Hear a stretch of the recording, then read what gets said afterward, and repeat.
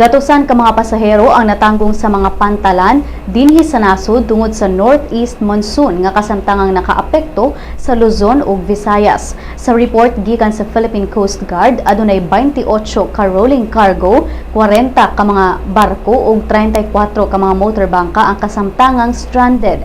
Upat sa mga motorbangka ang stranded sa Palawan, usa sa Western Visayas, 24 sa Central Visayas ug 3 sa Bicol. Samtang 28 ka rolling cargo ug 39 ka barko ang stranded usab sa Central Visayas ug usa ka barko sa Eastern Visayas ang natanggong. Matod sa Pag-asa nga padayong magdala og kusog nga hangin ang northeast monsoon apan moderate to rough ang kadagatan sa nasod.